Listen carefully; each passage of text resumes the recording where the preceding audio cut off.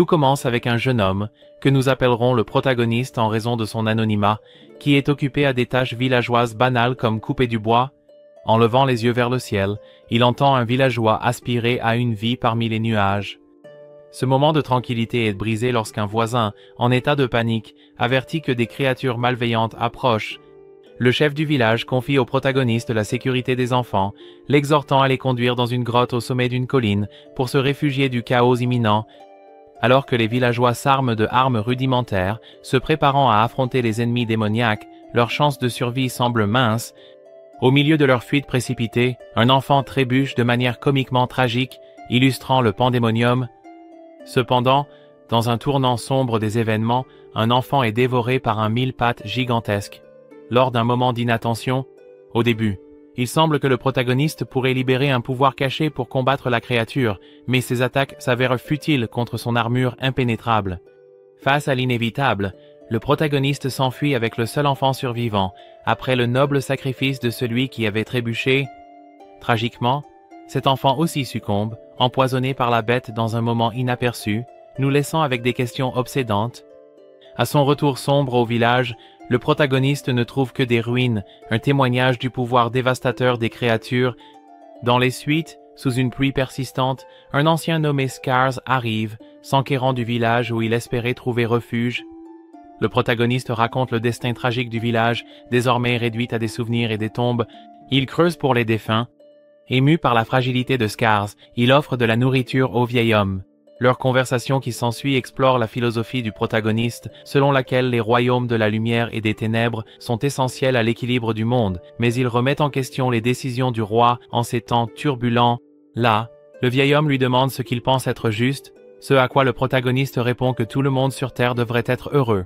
Cependant, Scar dit que les choses ne sont pas ainsi. Ensuite, le protagoniste continue de creuser, disant qu'il creuserait jusqu'à atteindre le ciel. Cela intrigue le vieil homme, alors il lui dit que pour atteindre cet objectif de rendre tout le monde heureux, il doit devenir fort. Alors, de nulle part, SKR lance une épée au prota et lui dit d'arrêter de parler et de laisser le combat commencer. Ainsi, ils commencent à se battre, évidemment, SKR le bat, facilement. Et c'est parce que le vieil homme ressemble à un chevalier puissant. Cependant, le plantain se rend, où il dit au vieil homme que bien que son objectif soit difficile, il veut changer le royaume, pour que les innocents cessent de mourir. Le vieil homme, en entendant cela, lui dit que s'il veut faire un vrai changement, il doit devenir le roi du royaume des ténèbres. Là, nous apprenons que Scars était une racine aspirante des ténèbres, mais a été vaincu. Le prota voit une bonne opportunité et parvient à désarmer le vieil homme à cet instant. La nuit tombe au sol. Le vieil homme lui dit que sa vie est sur le point de se terminer, car il a récemment affronté le roi des ténèbres. Mais il a perdu, et à cause de cela, il a été très gravement blessé. Et avant de mourir, le général donne son épée au prota et lui dit d'aller à la capitale du royaume des ténèbres, qu'une fois arrivé là-bas, il doit rencontrer Balas, son serviteur le plus loyal. Eh bien, c'est ainsi que le prota laisse le vieil homme mourir, où une grande aura de pouvoir émane du garçon, ayant maintenant un nouvel objectif de vie, devenir le prochain roi des ténèbres. D'autre part, dans le royaume de la lumière, Iris, la reine du lieu, combat plusieurs démons du royaume des ténèbres. Grâce au pouvoir de la rune protectrice que l'ennemi désire tant, ils parviennent à tous les vaincre. Après la victoire, nous voyons la reine Iris dans ses appartements, inquiète car elle ressent de plus en plus la présence du roi des ténèbres et elle ne sait pas combien de temps elle pourra encore résister à ses attaques. Par conséquent, elle ordonne une augmentation du nombre de soldats. Pendant ce temps, dans la capitale, le protagoniste rencontre Balas qui, en voyant que Lemo a l'épée de son maître, pense qu'il l'a volée et commence à l'attaquer. Mais après que Lemo ait tout expliqué, il réalise qu'il doit maintenant le servir, alors il le reconnaît et décide de l'emmener dans son nouveau manoir, revenant avec Iris, après avoir eu un énorme désordre. Un autre apparaît. Depuis cette même nuit, le royaume est attaqué par B, un énorme monstre, tandis que le royaume des ténèbres se détend, le royaume de la lumière est en chaos. Le chaos règne dans l'obscurité de la lumière, et là, la belle waifu Iris ordonne d'aller sauver son peuple. Mais l'ennemi, appelé Val, détruit les bâtiments sans pitié, et juste au moment où il était sur le point de tabasser quelques soldats, sort de nulle part un gars puissant qui semble être musclé. Eh bien, ce beau gars est Alantia, le roi des elfes, un mage très puissant qui contrôle les éléments. Étant si puissant, il dit qu'il s'occupera de Val lui-même. Là, ils commencent à s'affronter, où le roi des elfes utilise des éléments magiques comme armes que nous pensions au début être assez puissants. Mais cependant, sa défense est surpassée en quelques secondes, laissant l'elfe paraître effrayé. Eh bien, c'est ainsi qu'Alentia a utilisé ses sorts maximum et se rend compte qu'il ne peut surpasser le puissant Val en aucun aspect, qui le voit simplement comme une fourmi. L'elfe est fichu. La peur s'empare d'Alentia. Cependant, de nulle part apparaît la puissante déesse. Iris, la waifu, voyant que plusieurs de ses soldats et amis tombent au combat, se met en colère. Avec beaucoup de style, elle dit à Baal que s'il reste plus longtemps sur place, elle lui donnera un billet VIP pour le concert de Michael Jackson. Sérieusement. Pendant que ce chaos se déroule, le chef des Chevaliers de la Lumière reçoit le message qu'ils ont vu plusieurs troupes ennemies approcher à travers les forêts, et le gars demande le soutien du chaman pour protéger leurs arrières, pendant qu'il s'occupe du front de bataille, empêchant tout ennemi de les toucher. Cela ne convainc pas le général, et il leur dit aussi que c'est une honte qu'ils désertent maintenant. Il mentionne qu'ils n'ont jamais été des guerriers, qu'ils sont juste de simples paysans qui ont été injustement recrutés de leur monde pour être forcés de combattre dans une bataille. Là, l'attitude des chevaliers change, et une aura maléfique émane d'eux, donc le désordre est pratiquement inévitable. L'entité maléfique les contrôlait pour qu'ils ne parlent pas. Revenant à Iris, elle se rend compte qu'elle n'a aucune chance contre un adversaire aussi puissant, alors elle décide de demander plus de pouvoir au progéniteur, la rune. Cependant, elle s'arrête car elle se souvient que si elle utilise plus de pouvoir que la limite, la rune perdra sa stabilité, ce qui pourrait provoquer une catastrophe dans tout le royaume. Alors, bon, parle. Voyant qu'aucun d'eux n'est apte à l'affronter, elle décide de quitter les lieux, et de retour dans le monde du Prota, Balu rencontre le roi des ténèbres, où il lui dit qu'une armée doit être organisée pour attaquer le royaume blanc, mais Balu sait que les troupes du royaume sont aussi fortes qu'il le pense. Il est très clair que lancer une attaque d'une telle ampleur sur le royaume de la lumière le ferait pratiquement tout perdre. Mais cela n'a pas d'importance pour le roi, puisqu'il veut seulement que les ténèbres consument tout. Mais malgré cet objectif en tête, la première chose qu'il veut faire est de détruire Baal, car cet ennemi pourrait être très dangereux pour les deux royaumes. Revenant au Prota, il demande à Balaz de lui apprendre à se battre avec une épée. Mais avant cela, l'homme aux cheveux blancs explique que pour devenir roi, il devra apprendre tout ce qui est nécessaire pour devenir un bon successeur. Ainsi, il lui donne des cours de littérature et d'histoire, ainsi que des leçons de combat jusqu'à ce que le Prota atteigne un niveau où il peut le vaincre. C'est alors que Balaz décide de lui accorder une armure que seul celui qui est aspirant au trône peut porter. Eh bien, elle a également été utilisée par le vieil homme au début. Plus loin, dans ce qui semble être le milieu de nulle part, nous rencontrons Grossa, une candidate pour le poste du royaume des ténèbres, où elle a quelques raisons pour lesquelles elle devrait être reine. La première est qu'elle est belle, et la deuxième est qu'elle est puissante. Grossa, tout en voyageant à travers un champ avec ses soldats, est attaquée par des bêtes, qu'elle élimine initialement sans problème. Cependant, dans un moment d'inattention, elle est attaquée par une autre, et bien sûr, le protagoniste arrive. Pour la sauver, eh bien, le gars finit par avoir l'air d'un dur à cuire et la waifu tombe un peu amoureuse de lui. Cependant, le détail est que la waifu le cherchait en fait.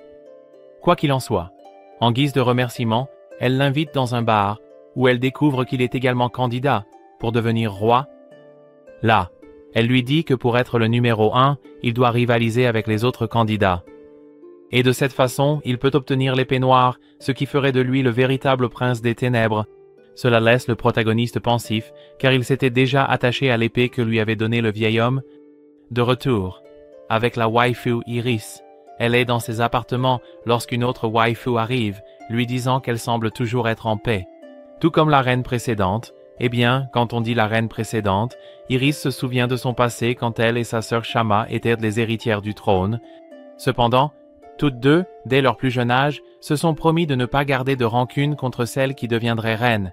Mais Iris ne se faisait pas trop confiance car elle croyait ne pas avoir assez de courage pour protéger tout le royaume. Eh bien, le fait est qu'après être allé manger chez Shama, le jeune chevalier accompagne waifu Iris chez elle, où l'on peut déjà voir que le gars était amoureux de la waifu, mais il garde encore cela secret.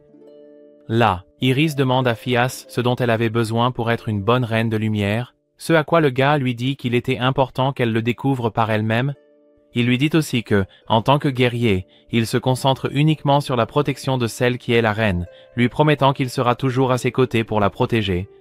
Après cela, nous voyons qu'un jour, Iris était en train de prier, quand soudain, elle est attaquée par les ténèbres, et elle, sans craindre l'échec, décide de les affronter seule et sans personne à ses côtés, parvenant ainsi à repousser l'attaque, et comprenant que son devoir serait de se battre de toutes ses forces, peu importe à quel point son chemin pourrait être solitaire.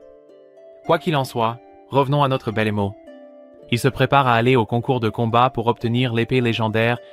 Là, le protagoniste demande à Balu s'il l'accompagnera et il lui dit qu'il doit rester pour s'occuper de certaines affaires importantes avec le roi. Cependant, il commente qu'il est sûr que le protagoniste gagnera facilement parce qu'il a pu le vaincre lors d'un match d'entraînement. Une fois sur le champ de bataille, Mademoiselle Opus met tout le monde dans le contexte. Ce tournoi consiste en une bataille contre des créatures. Celui qui parvient à vaincre le plus de bêtes maléfiques et réussit à rester en vie passera au tour suivant. À la fin, le vainqueur de tous les événements obtiendra l'épée légendaire qui fera de lui le prince légitime des ténèbres. Le combat commence, et là on voit les jeunes au premier tour, où tout le monde, ou enfin presque tout le monde, parvient à vaincre les bêtes avec facilité. Et oui, j'ai dit presque tout le monde, parce que ce gay F, Chisara, a raté le sort. Et alors qu'elle était sur le point d'être attaquée, le protagoniste l'a sauvée. Cela a un peu agacé tout le monde parce que cela n'avait pas de sens d'aider les rivaux. Mais bon, cela passe au second plan, et là, sorti de nulle part, apparaît le boss final, cette bête monstrueuse. Et oui, c'est un énorme cyclope qui commence à frapper chacun d'entre eux. Là, à ce moment-là, la sorcière d'avant allait attaquer le cyclope aux côtés d'un autre guerrier, mais le protagoniste lui donne le temps de l'assommer.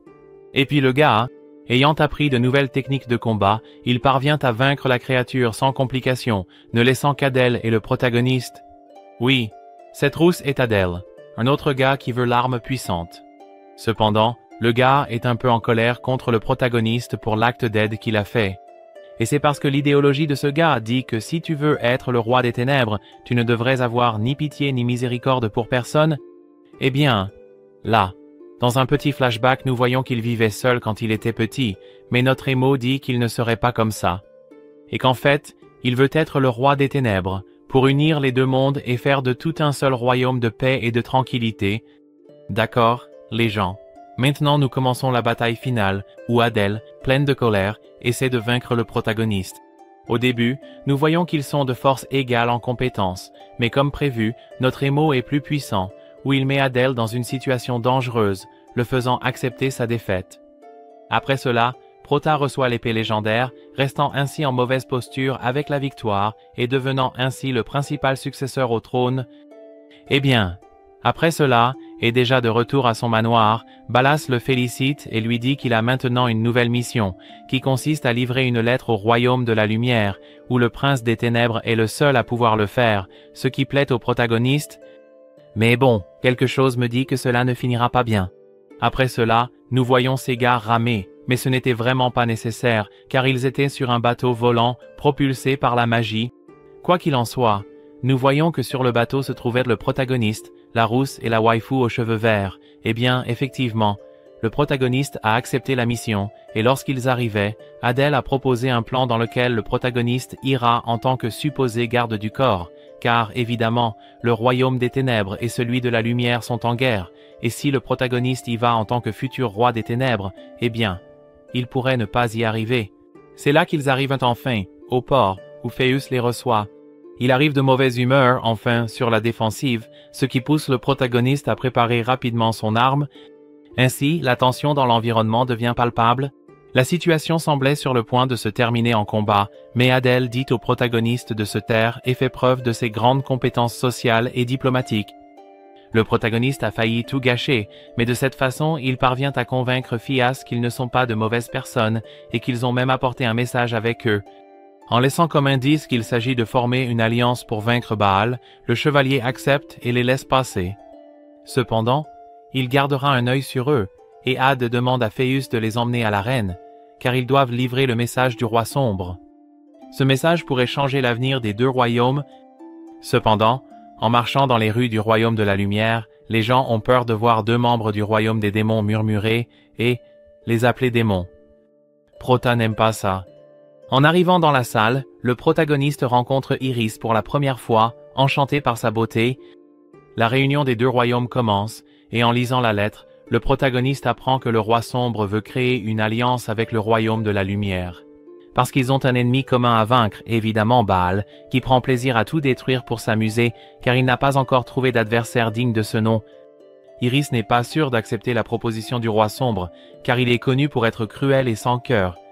Elle décide donc d'y réfléchir calmement et demande aux jeunes de rester au palais jusqu'à ce qu'elle prenne une décision. Pendant ce temps, le protagoniste, étant conduit à sa chambre, est curieux d'en savoir plus sur la reine et demande au chevalier, qui s'agace parce qu'un roturier ne devrait pas prononcer le nom de la jeune fille, si, négligemment. Had s'excuse pour son mauvais comportement, et nous découvrons que notre émo se fait passer pour un garde du corps, pour une raison quelconque, ne voulant pas révéler qu'il est le prince des ténèbres. La journée passe, et ils rencontrent à nouveau Iris, qui, à la surprise générale, veut demander quelque chose au protagoniste, que tout le monde pense être simplement un garde du corps.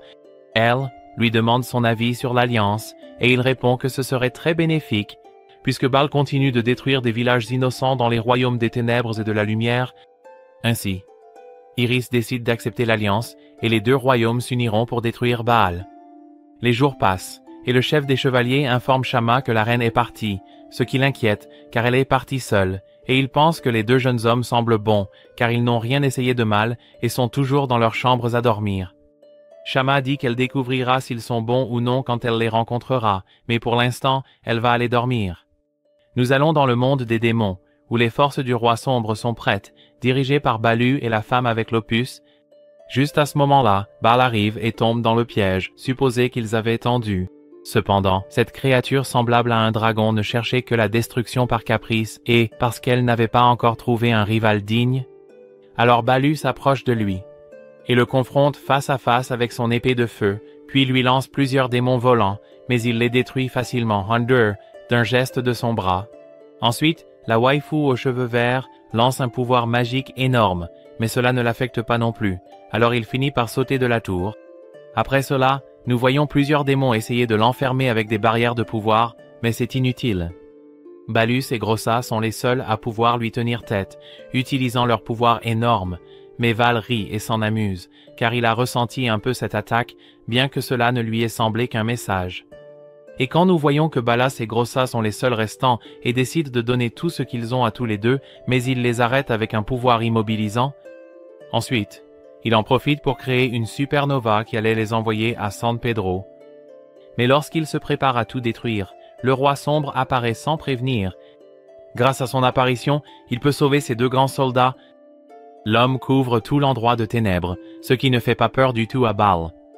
Ainsi, il s'engage dans un énorme duel de titans. Des coups et des sorts volent de partout.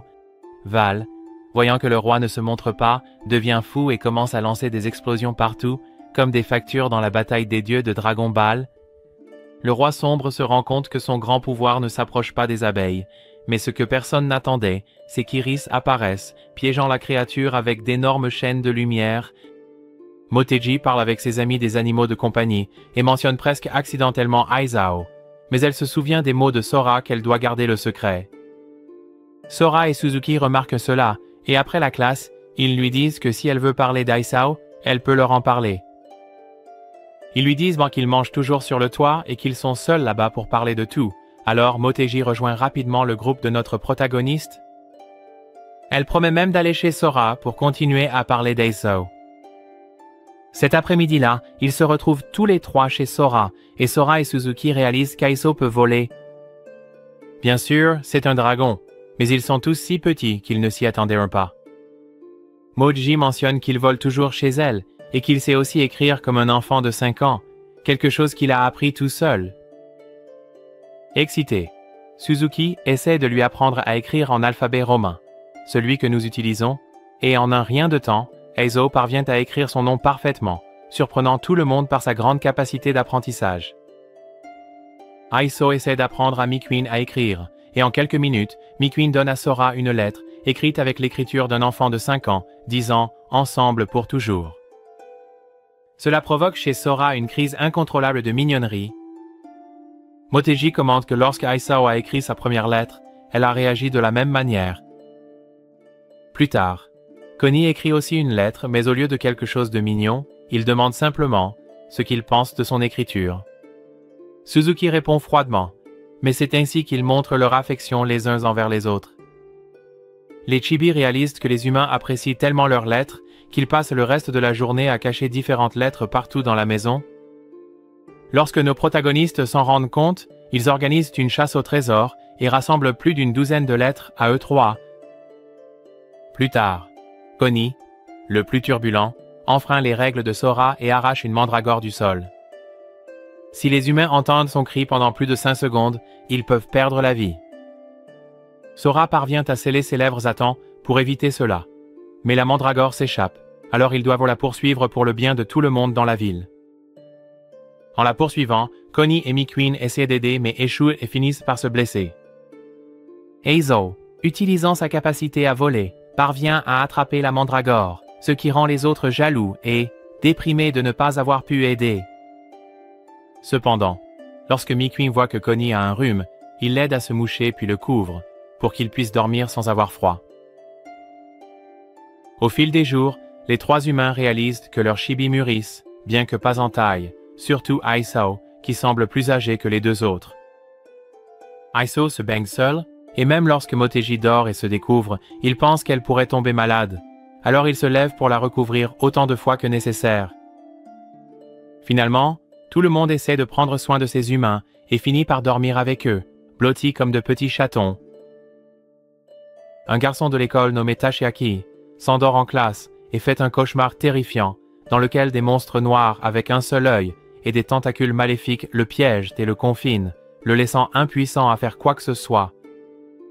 Il se réveille du rêve effrayé et sa vision est entachée par la même substance noire dont sont faits les monstres.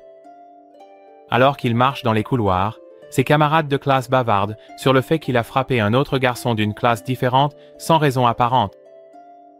Tachiaki, affaibli, heurte Sora et s'effondre sur lui, s'évanouissant. À l'heure du déjeuner, Sora arrive en retard sur le toit et raconte aux autres qu'il a trouvé Tachiaki marchant presque en transe, expliquant que l'infirmière de l'école l'a expulsé parce qu'il a cassé quelque chose, mais ils lui ont donné un oreiller et une couverture pour qu'il puisse s'allonger n'importe où. Pendant que nos protagonistes déjeunent, Tachiaki dort. Quand Motegi essaie de le couvrir parce qu'il s'est découvert, Tachiaki se réveille de son cauchemar et tente de la frapper. Sora intervient juste à temps pour l'éloigner. Sora remarque qu'il s'est blessé à la main en frappant le sol et s'approche de lui, mais Tachiaki lui dit de rester à l'écart. Suzuki le confronte alors, et Tachiaki s'en va. Après l'école, Sora cherche Tachiaki, lui donne un pansement pour sa blessure et lui demande s'ils peuvent rentrer ensemble à pied pour qu'ils puissent parler de ce qui s'est passé. Tachiaki explique que ses parents l'ont mis à la porte parce qu'il est somnambule et devient violent pendant son sommeil, cassant des objets dans la maison. Il a consulté de nombreux médecins, mais personne ne connaît la cause, donc maintenant il n'a que de nombreux talismans chez lui, qui ne semblent pas beaucoup aider. En entendant cela, Sora propose de visiter sa maison et en voyant le grand nombre de talismans, décide de tous les enlever. Il donne ensuite à Tachiaki un talisman Baku, qui mange les cauchemars, et lui dit de le mettre sous son oreiller.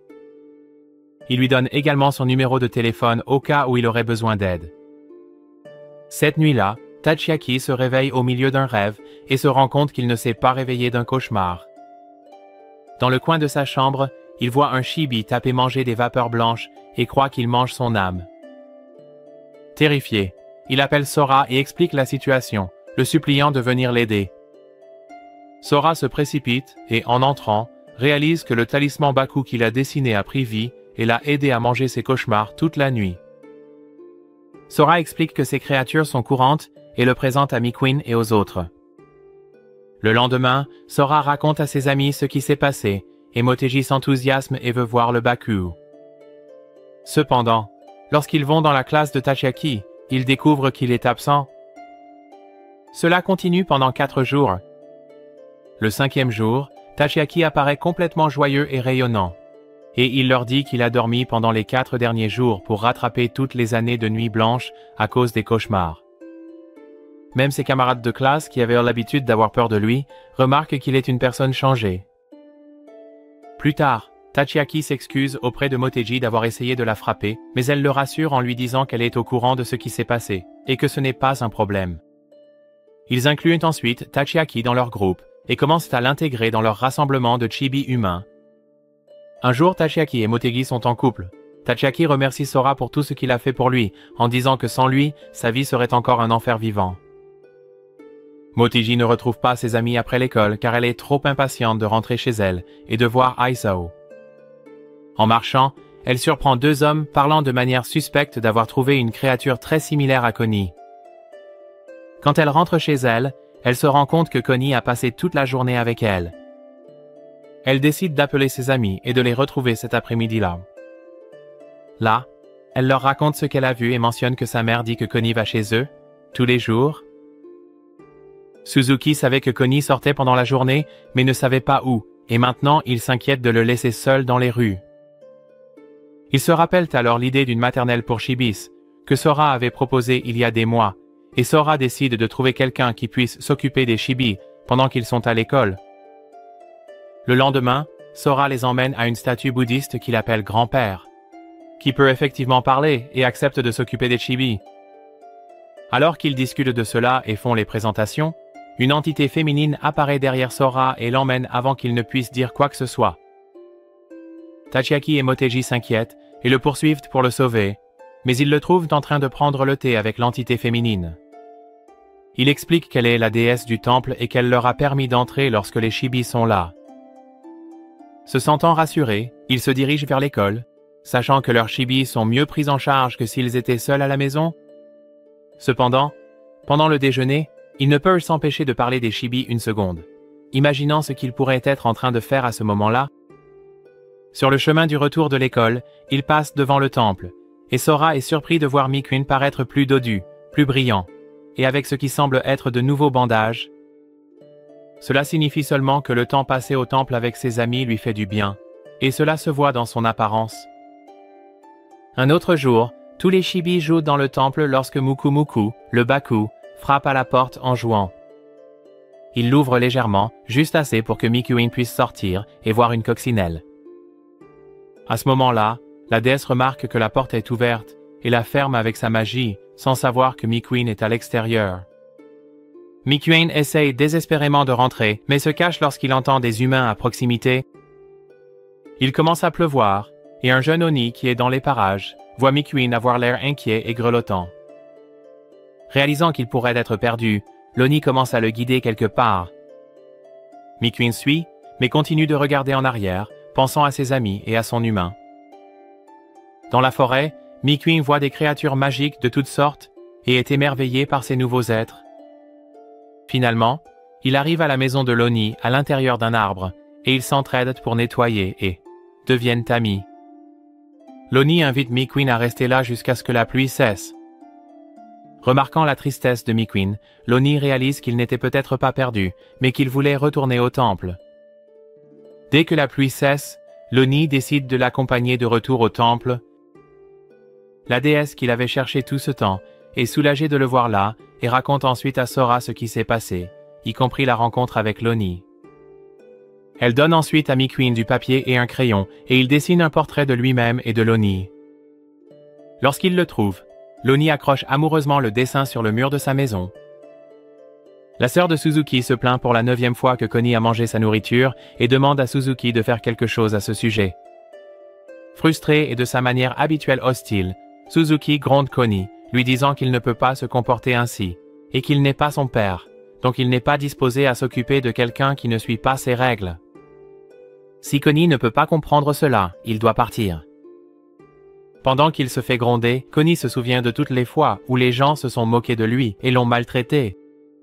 Bien qu'il fasse semblant de s'endormir pendant la réprimande, il ne peut s'empêcher d'y penser. Le lendemain matin, quand Suzuki se réveille, il se rend compte que Connie est partie.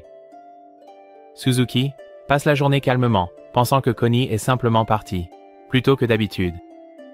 Cependant, quand il rentre chez lui, Connie est introuvable. Même lorsque sa sœur a préparé le dîner, Connie ne descend pas pour manger, ce qui est très inhabituel. Suzuki commence à s'inquiéter. Bien qu'il ait toujours mis Connie à la porte et ne l'ait jamais laissé rester, Connie revenait toujours, donc il ne pensait pas qu'il prendrait la réprimande si sérieusement. Il passe toute la nuit éveillé, espérant que Connie reviendra, mais il ne revient pas. Le lendemain, Sora demande ce qui ne va pas, et Suzuki essaie de le cacher, mais c'est trop évident, car il est distrait et fait tout de manière désordonnée. Sora apprend que Connie n'est pas revenu, et suggère qu'ils aillent le chercher, mais Suzuki maintient son attitude froide et dit que ce n'est pas nécessaire.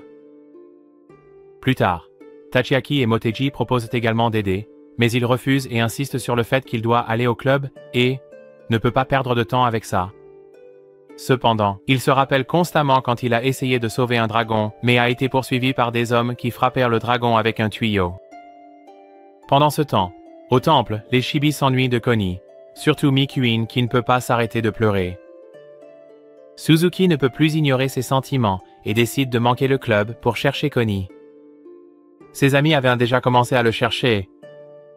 Ils tombent sur Sora, et ils voient tous les deux un jeune Oni courir sur les toits et commencent à le poursuivre. Suzuki essaie de parler à l'Oni, mais celui-ci ne fait pas attention. Finalement, l'Oni se dirige vers Sora, qui le suit, mais quand Sora s'approche, il réalise que l'Oni n'a jamais été Connie.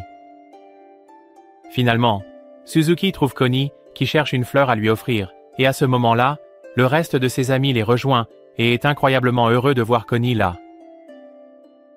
Ils se dirigent tous vers le temple pour trouver leur Chibi et leur dire que Connie est revenue.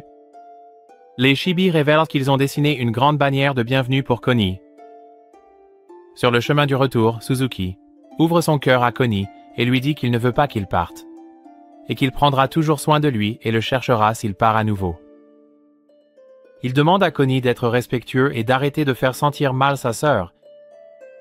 Plus tard, il est révélé que la fleur que Connie cherchait n'était pas pour Suzuki, mais pour sa petite sœur, en guise d'excuse pour l'avoir fait se sentir mal. Depuis qu'ils ont tous les deux exprimé leurs sentiments, Connie est devenue beaucoup plus polie.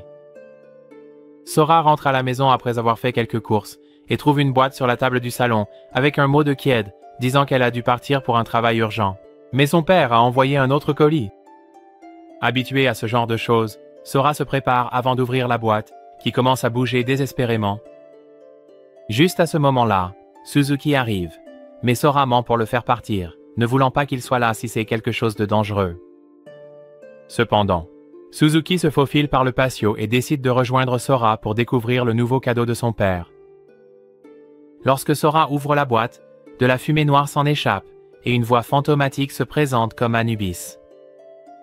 Anubis dit à Sora d'arrêter de le menacer avec un bâton et de lui dire son nom. Il s'avère qu'Anubis venait d'une boutique de cadeaux à thème égyptien et a été choisi par le père de Sora parce qu'il ressemblait à une statue décorative ordinaire. Cependant, Anubis peut parler, bien qu'il ne puisse bouger que sa tête, car le reste de son corps n'est qu'une décoration. Anubis explique que le père de Sora a fait de grands efforts pour trouver ce cadeau, ce qui touche Sora. Anubis remarque alors Mikuin sur l'épaule de Sora et s'enquiert à son sujet. Après avoir été informé que Mikuin n'est pas une momie, mais une créature vivante, Anubis prétend qu'il peut lire l'avenir. Cependant, il ne prédit que des choses évidentes, comme la météo, révélant qu'il est en réalité juste un imposteur. Anubis mentionne également un autre cadeau du père de Sora, du sable, venant d'Égypte. S'attendant à quelque chose de dangereux en raison de la taille inhabituellement petite de la lettre, Sora met des gants pour ouvrir le sac de sable. À sa légère déception, il s'avère que ce n'est que du sable ordinaire. Sora met le sable dans un aquarium et Mikuin est ravi de le voir. Il joue joyeusement dans le sable car cela lui rappelle sa terre natale. Sora mentionne alors qu'il pourrait visiter l'Égypte un jour. Plus tard, Tachiaki et Motegi rendent visite et rencontrent Anubis, apprenant qu'il est un Tsukumogami, un objet inanimé avec une âme qui est là pour les protéger. Plus tard, Sora a le hockey et Suzuki plaisante en disant que s'il a 100 hockey, il pourrait mourir, ce qui fait paniquer les Chibi. Mikuin essaie d'aider en utilisant ses bandages, surprenant tout le monde, car il ne savait pas qu'il pouvait les enlever. Le chien commence à courir partout en essayant d'enlever le bandage, mais Sora s'inquiète et l'arrête. Il s'avère que Mikuin ne devrait jamais enlever ses bandages, mais il l'a fait juste pour aider Sora. La momie est soulagée lorsqu'elle découvre que l'idée de mourir à cause du hockey n'est qu'un mythe. À l'école, un camarade de classe partage qu'il a trouvé un chien fantôme, montrant une photo avant que le chien ne disparaisse. Il mentionne également que la zone autour de chez lui a beaucoup de fantômes. Bien que le groupe essaie de le convaincre que c'était juste un chien normal, il soupçonne qu'il s'agit d'une entité surnaturelle et décide de le chercher, surtout s'il était blessé. Sora est surpris de voir Suzuki se joindre à la recherche, étant donné son désintérêt habituel pour ce genre de choses. Le lendemain, ils laissent leur chibi au temple, mais Mikuin décide de rester avec Sora parce qu'il a fait un cauchemar la nuit précédente. Ainsi, les 4 humains et Mikuin se dirigent vers la montagne hantée. En arrivant à une bifurcation du chemin, ils se divisent en 2 groupes pour se retrouver à un point spécifié plus tard. Sora se souvient que c'est le solstice d'hiver et a l'impression d'oublier quelque chose d'important, bien qu'il ne puisse pas se rappeler quoi. Après une longue recherche, il réalise que quelque chose ne va pas, il n'y a aucun son, et aucune créature ou animal n'est visible. Quand vient le moment de se retrouver, il découvre que le chemin qu'il suivait s'est fusionné en un seul. Sora se rappelle soudainement un festival annuel appelé le Festival de la Terre Divine, qui a lieu lors du solstice d'été et est exclusivement réservé aux non-humains. Ce festival nécessite une invitation pour y entrer, et Suzuki, qui a toujours détesté y aller, l'avait complètement oublié. D'horribles monstres apparaissent, réclamant des billets. Lorsque le groupe ne peut pas les fournir, les monstres menacent de les détruire. Cependant, la déesse du temple avait caché quelques billets, et Mikuin les remet, leur permettant de passer.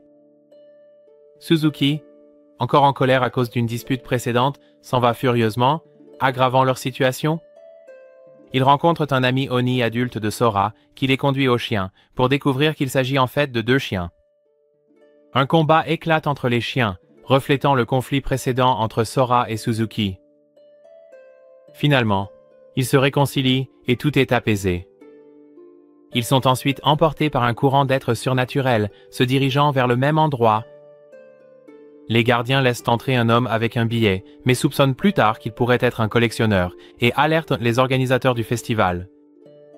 Alors qu'ils regardent les chiens grimper une cascade, le collectionneur s'empare de Mikuin sans que le groupe ne s'en aperçoive. L'Oni adulte les informe au sujet du collectionneur, et c'est seulement à ce moment-là qu'ils réalisent que Mikuin a disparu. En réalisant que Mikuin a disparu, Sora est dévasté, craignant de ne jamais le revoir, l'une de ses plus grandes peurs. Malgré les tentatives de ses amis pour le consoler, ils ont du mal à comprendre comment retrouver le collectionneur. Tachiaki se souvient que la déesse du temple avait placé un Shikigami sur Mikuin, ce qui peut aider à le localiser. Sora crie de toutes ses forces, et le Shikigami commence à apparaître dans le ciel, montrant l'emplacement. Avec l'aide de ses amis, Sora escalade une montagne escarpée, le seul moyen d'atteindre Mikuin avant que le collectionneur ne s'échappe. Comme il n'y a pas de temps pour faire le tour, Sora confronte le collectionneur, exigeant le retour de Mikuin qu'il considère comme sa famille. Le collectionneur se moque de lui, disant que de telles créatures ne servent qu'à faire du profit. Un combat s'ensuit, mais le collectionneur, étant un adulte, prend le dessus sur Sora. Cependant, les entités de la montagne interviennent. Des racines émergent du sol, liant les pieds et le corps du collectionneur, et un éclair le frappe, l'incapacitant rapidement et permettant à Mikuin de retourner vers Sora. Le collectionneur est ensuite puni de 100 coups de fouet et est brûlé. Les créatures de la forêt offrent des cadeaux en remerciement pour avoir capturé le collectionneur et Sora en donne certains à la déesse et à la statue de Bouddha. Ils se dirigent tous vers la maison de Sora. À la maison, alors qu'ils se préparent à ouvrir l'un des cadeaux, Anubis remarque que les chibis sont contrariés parce qu'ils ont été exclus du festival. Les humains s'excusent pour cet oubli. Lorsqu'ils ouvrent la boîte cadeau, ils trouvent un festival entier à l'intérieur, permettant à tout le monde de s'amuser et de compenser l'exclusion précédente. Ils jouent à divers jeux, certains chibis se révélant plus habiles que d'autres, ainsi que les humains. Sora exprime son désir de passer chaque vacances d'été avec eux indéfiniment, ce qui rend Suzuki heureux. Cela rassure Suzuki, qui avait été troublé par la peur de Sora d'être abandonné, montrant que Sora a confiance en leur compagnie continue. Et ainsi se conclut cet anime qui a suscité tant d'émotions. Si vous avez apprécié la série, faites-le moi savoir dans les commentaires. Comme toujours, n'oubliez pas de vous abonner à ma chaîne et de rejoindre cette merveilleuse communauté. À la prochaine!